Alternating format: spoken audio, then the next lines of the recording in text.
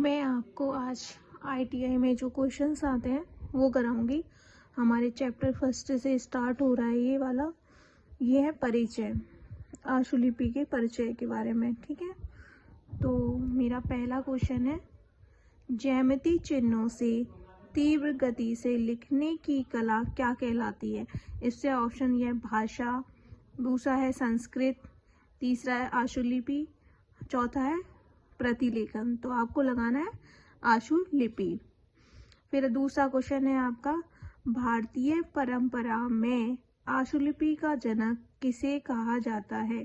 तो इसमें ऑप्शन आएगा हमारा श्री गणेश, क्योंकि इन चारों में से कोई भी ऑप्शन नहीं है। वो स्लोवन डुप्लोन विधि बोलते हैं जिसको, वो दूसरे उसने सन में 1884 में उसका आंसर। ठीक है, अगर आता है ये वाला क्वेश्चन तो आप ये लगा देना। फिर हम तीसरे पे आते हैं। तीसरा क्वेश्चन है हमारा, आशुलिपि में समतल व्यंजन रेखा किस ओर लिखी जाती है? बाएं से दाईं ओर लिखी जाती है समतल व्यंजन। समतल व्यंजन कौन कौन से होते हैं? जैसे क, ख, ग, ये सब हमारे क्या होते हैं? समतल व्यंजन होते हैं। तो आपको पढ़ने की जरूरत नहीं है, डायरेक्ट टिक मार के आना है आपको।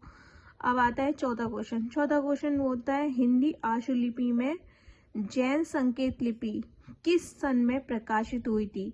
तो आपको लगाना है 1926 में प्रकाशित हुई थी। ओके, अब आता है हमारा पांचवा क्वेश्चन, निम्न में से कौन से आशुलेखक के लिए रोजगार के सरकारी क्षेत्र हैं? तो ये हो गए हमारे एनसीसी, स्वयंसेवी विद्यालय, न्यायालय, स्वयंसेवी संस्थाएं।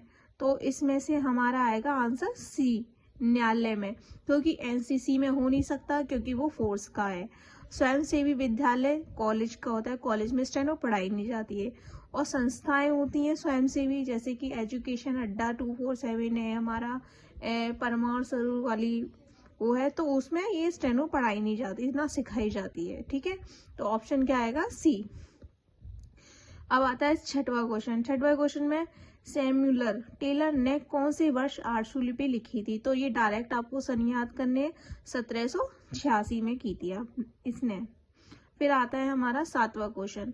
सातवां क्वेश्चन है, आशुलेखक का सबसे महत्वपूर्ण गुड डिक्टेशन लेते समय कौन सा है? अब इसमें ऑप्शन में बताना है कि जब हम डिक्टेशन लेते हैं तो कौन सा गुण सबसे अच्छा है?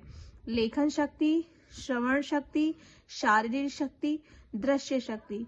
मतलब इसका आंसर आएगा बी, श्रवण शक्ति। मतलब श्रवण माने होता है हमारा सुनने की शक्ति। ठीक है, लेखन शक्ति मतलब गति भी अच्छी होनी चाहिए, मगर ऑप्शन में बी आएगा। ठीक है, अब आता है हमारा आठवां क्वेश्चन।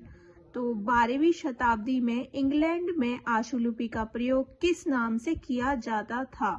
अब था पूछा है इसने इंग्लैंड में, तो उसका नाम है नीविया नीटेरिया के नाम से इंग्लैंड में आशुलिपि को जाना जाता था। ये कौन से सन की बात है? 12वीं सन की बात है ये वाली। ठीक है, अब हम आते हैं 9वें क्वेश्चन पे।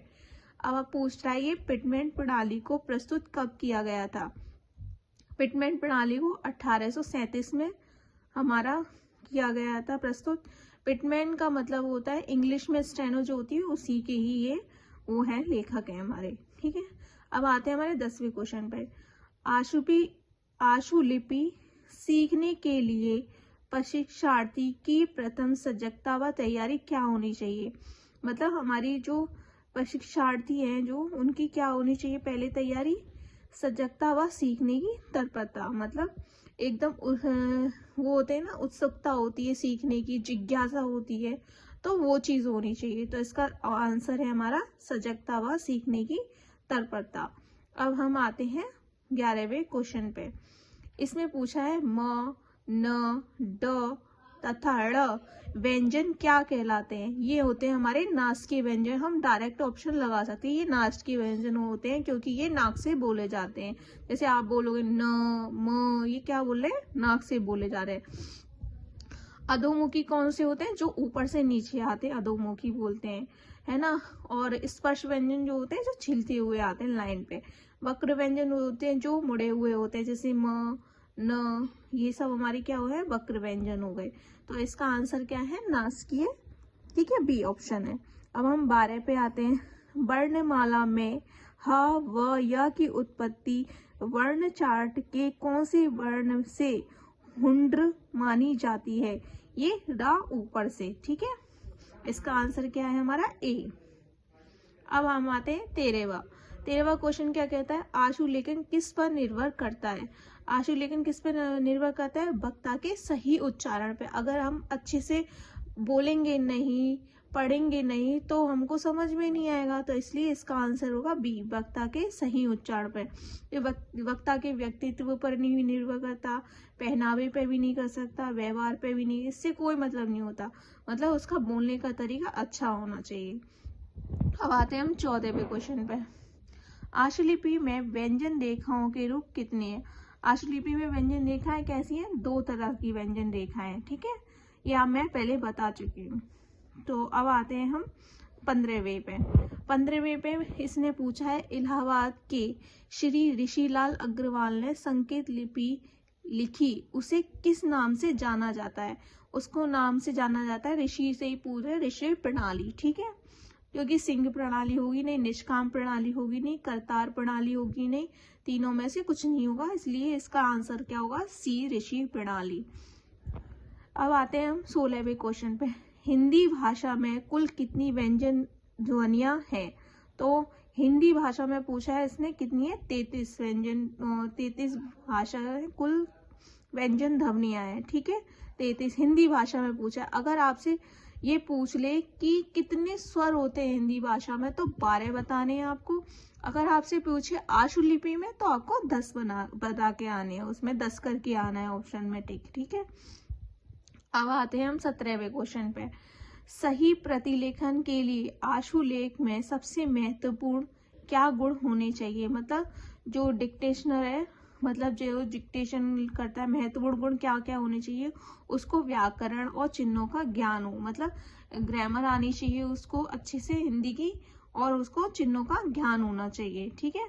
तभी आप अच्छे डिक्टेशन लिख सकते हो स्टेनो में।